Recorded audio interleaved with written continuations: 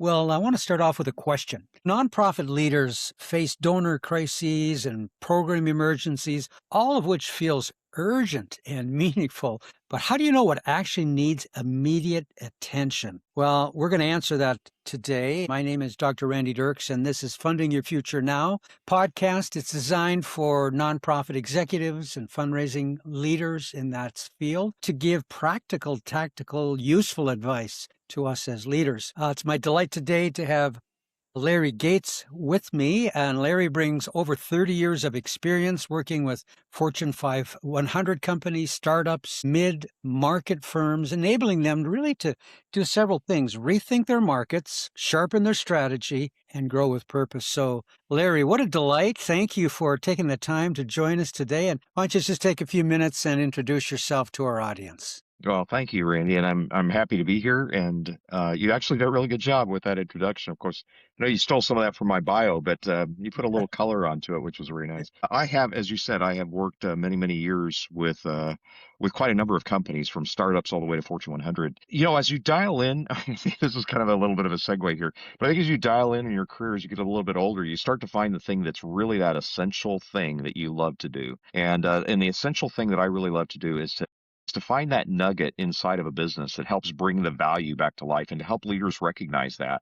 And so I spend a lot of time not only helping business owners and business leaders discover how they can increase the value of their business, how they can make it more valuable, but I also help the leaders themselves see how important paying attention to those signals are, how important it is to have good strategy. And I find that, as you mentioned in your question to the audience, how often it is that we get, as leaders, get distracted by reactive things. You know, we're Mhm. always firefighting, and it seems like more and more time is getting chewed up doing that. Less and less time is being spent doing the deep work of strategic thinking. So it's one of the areas that I really love, and I love to help leaders with that. So thank you for, again, inviting me to be on your show. Well, what a key role you have when you think of where for-profit and not-for-profit organizations and leaders are.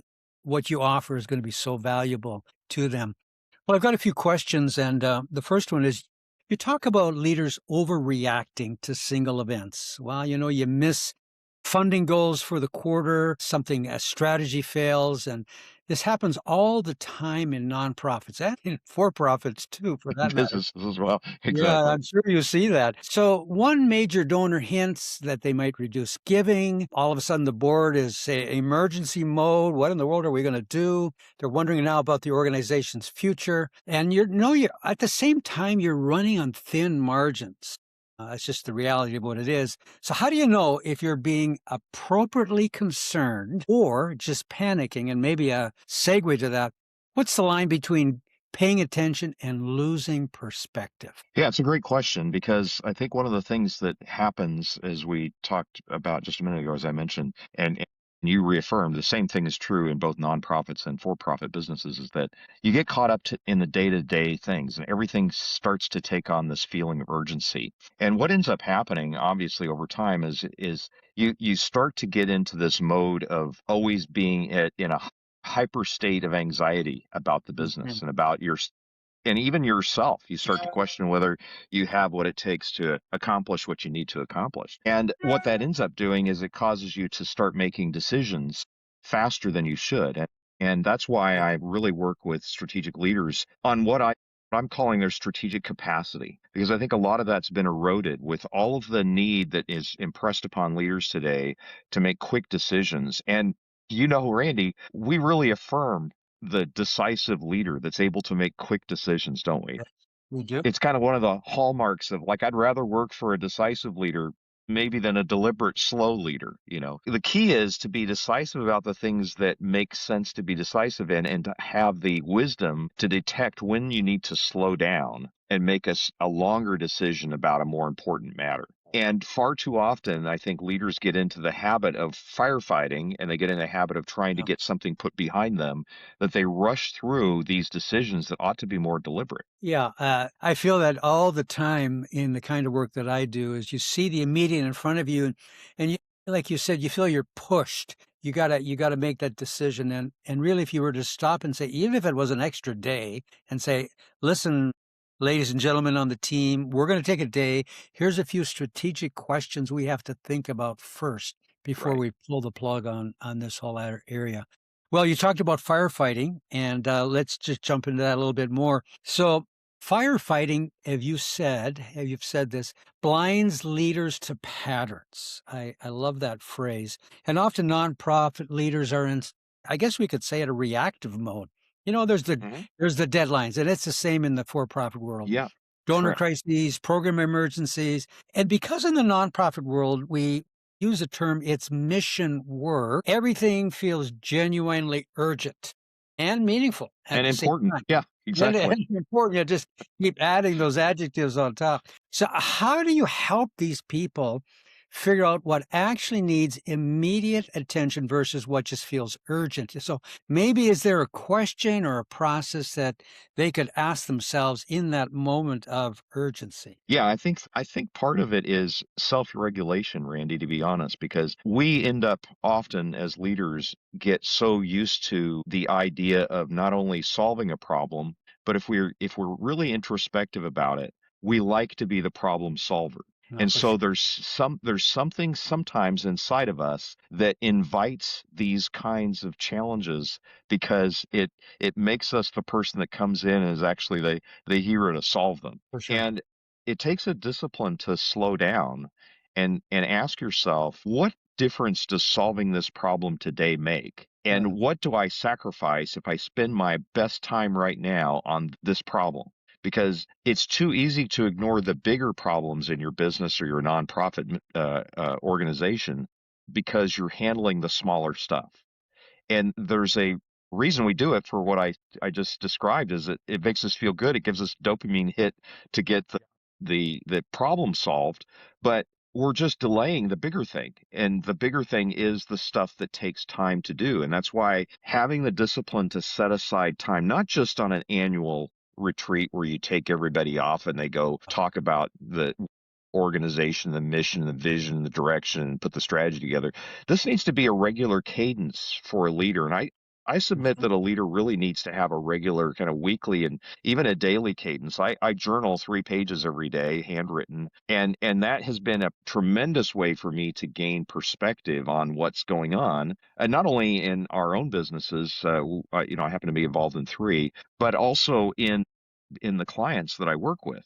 In taking that time for yourself to create this margin for deep, reflective, strategic kind of thinking builds mhm. a kind of counterweight to all of the stuff that comes in and can hit you because it's a way for you to you take a breath. It's kind of like breathing.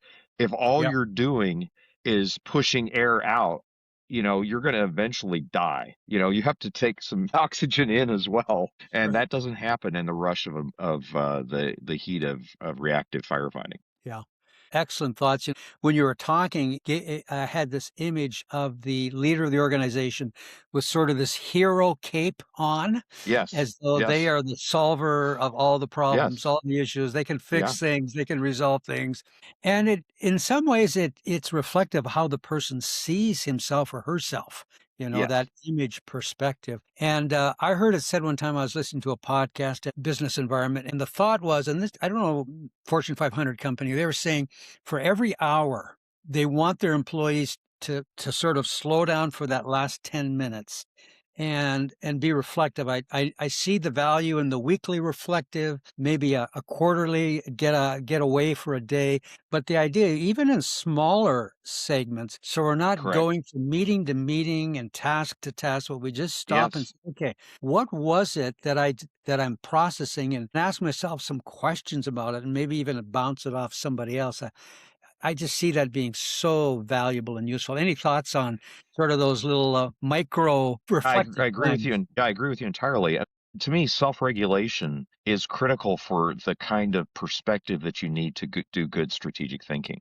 Because let's look at it this way. I mentioned that leaders often, as you said, put on the cape and they get Mm, something from it. Well, that's kind of to be expected because people don't rise to the top of their organization unless they have some capability to solve problems and sure. they have a little bit of ego and confidence to be able to know that they can do it, that they're stepping up, even if they don't know how they're going to do it yet.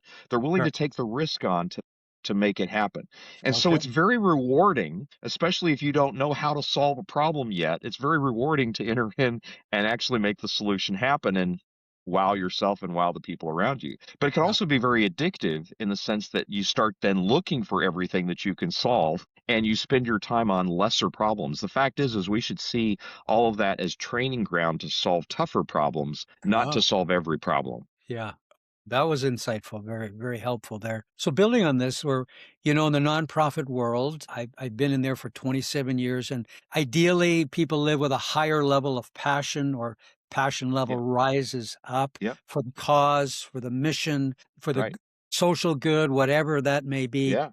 But sometimes it's how do you balance staying passionate without being consumed by what takes place? And I realize this happens in the corporate world often. So you write about keeping healthy distance between your identity. We've been talking about identity and your work's outcomes. But nonprofit leaders choose the work because that's their values. Sure. But then Well, you would in hope so. yeah, exactly. That's why they're there. But while they're in that, donors can question their competency when a goal is not met, when a campaign falls short. Yep. Staff look at them as moral leaders. So they've got these pressures building up on them all around from different sources. How do they maintain perspective without losing that passion that makes them effective? Or maybe we could say, what does distance without disengagement, I think is some of the language you use, actually look like when they're asking people to fund life-changing work? Well, I think there's nothing profound here in my thoughts on this because I'm still learning this too. But I found that having, as I mentioned, the daily habit that I have of journaling, of just taking time for reflection, however you do that, taking time for reflection is necessary to build in that sense of distancing because then you realize, the truth of the advice that was given to Abraham Lincoln. This too shall pass. Mhm. Very few things in business or in nonprofit situations or have the degree of self-existentialism permanence, existential permanence, sorry. And yet we might spend all of our energy as if it does. And again, I think the key value that a leader can bring to their organization is to have the kind of self-awareness and the ability to pause and reflect so that they can triage what truly needs their attention versus Yeah. can be ignored or versus can be delegated to somebody else to take care of. And, to be honest, I see a lot of leaders that care so much about the success of their organization, they're not willing to empower other people to make it successful because they just don't trust that anybody's going to be able to do anything better than they could. For And of sure. course, that just makes the problem worse. And so Yeah. leaders, I think, need to understand the importance of developing capacity within their organization. In fact, that's the topic of one of my upcoming strategic master club. I lead a set of discussions with some business leaders. And we're going to be talking about how do we cultivate strategic capacity in our leaders. So how do we develop the leaders that work for us to have the same kind of disciplines that we need for ourselves in order to think through the stuff so they're not eroded by the day-to-day hero firefighting Mhm. conundrum that all of us face. Yeah. As you're talking, I thought of recently heard the definition between a mentor and a coach. And mentors tend to put things into people's lives. At least this is the way I heard it explained. Coaches tend to draw things out from other Mhm. people. So as you were talking about, great leaders have the ability to empower others, to see Mhm. the capabilities and competencies, and really see that their role is to multiply themselves in the lives of others. And that's a strategic shift to make. Like you said, there's a It lot of is. trust, but you can take small steps with a younger leader and see Yeah. their competency develop over time. Talk a little bit about how you've seen that maybe in some of the companies you work with maybe a leader who was able to step into that role of being the coach and empowering others. What did that actually look like? Well, I think it's different for different people in terms of how that gets expressed. So I'm not sure if I've got one kind of singular answer for you on that. But I think what ends up happening, or at least what I've seen in my own life, is I know from my own personal journey, Well, I was always always very I'm not really a good solo worker, even though I've done a lot of business by myself. I just kind of don't like it. I like working with a team.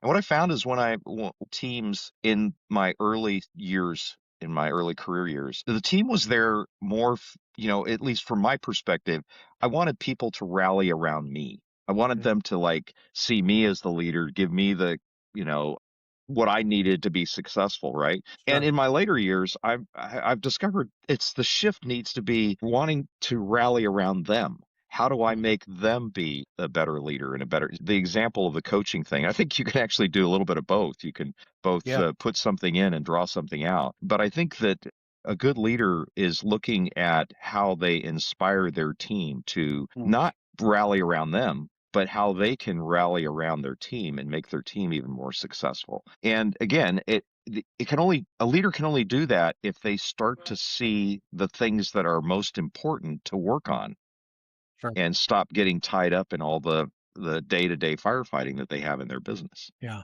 So true. Well, I've got a few questions as we wrap up, and I call them the Fast Five. Yeah. Maybe it'll take a little bit more time than just a few sentences. But the first one is think about maybe a great piece of professional advice that you've received over your years, and just love to hear what that is. Yeah, so the first piece of professional advice I think that I've received best is and I don't know that I would call it professional advice, and I Okay. don't know exactly know where I picked it up from. All right. But I think it's a pretty common thing, but I found that if I dwell on something that's most important to me, I want to leave people better than I found them. I Mm, want every interaction that I have with someone to feel like, okay, as a consequence of that interaction, I actually feel good about myself. I worked with a guy who quite a number of years ago, he always did that. He always left people feeling better.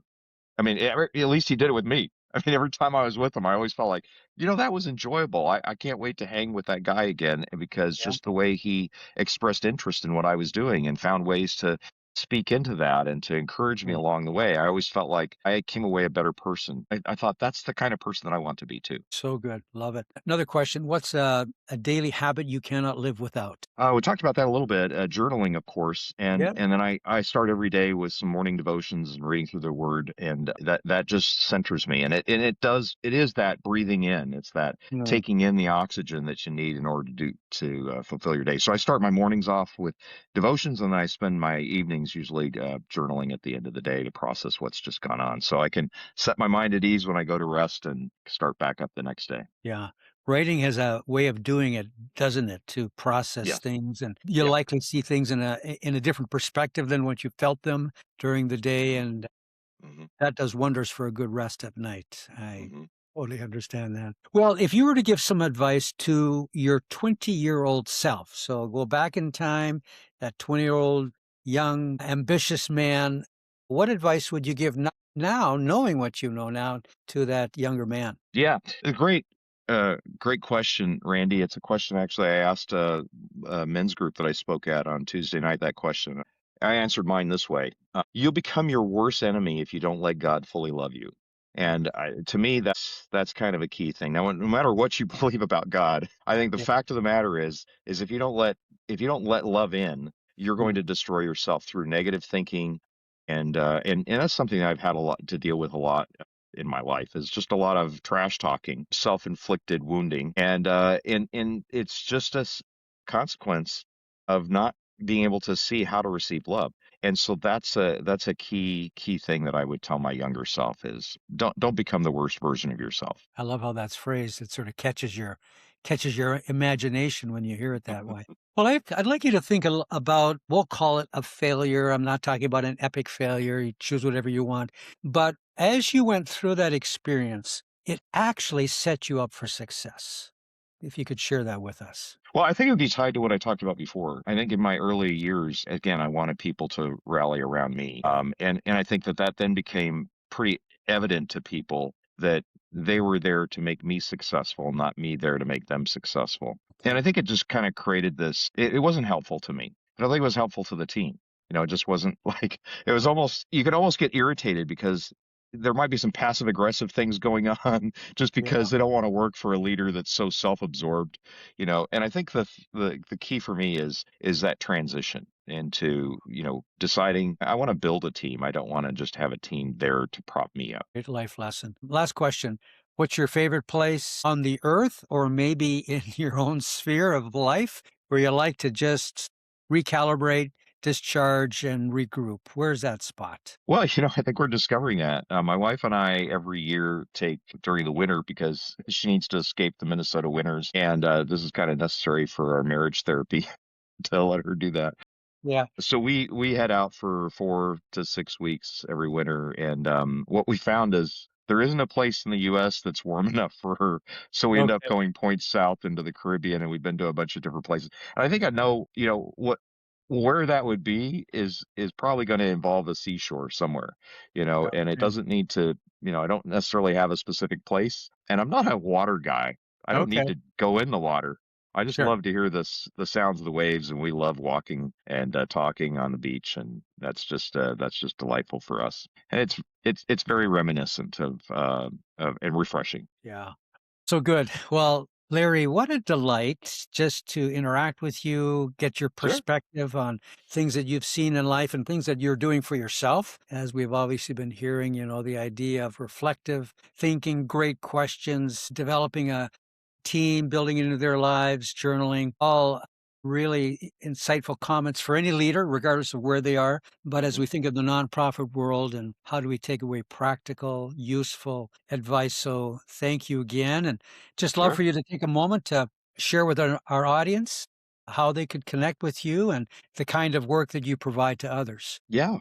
Uh, as I mentioned at the onset of the program, I work with strategic leaders, mostly in business, but to help them really find new growth paths for their business and new growth paths for themselves as a leader. And so you can find all about that at strategicceo.com, strategicceo.com. And I write weekly, as you know, Randy, I think you're on the mailing list. I write weekly with one strategic question that a leader should ask. And I started this a number of years ago. I think there's like almost 300 articles out there now. I wanted to pose one question for a leader to think of that they might not think about for their business, just as this way of like conditioning ourselves. Let's think strategically for a moment about one question. And so that's what that weekly articles are, just one question tee up to think about for your business. And if you need to know more, you can continue reading, that sort of thing. Sure. Love it. Well, thank you for how you're adding value back into so many people's lives. Well, just want to be grateful for you as an audience for taking in this podcast. This is Funding Your Future Now podcast. My name is Dr. Randy Dirks. Welcome you back. These are published a couple times a week and just want to do things that will help you every day be more strategic, thoughtful in your leadership role. So thanks for now.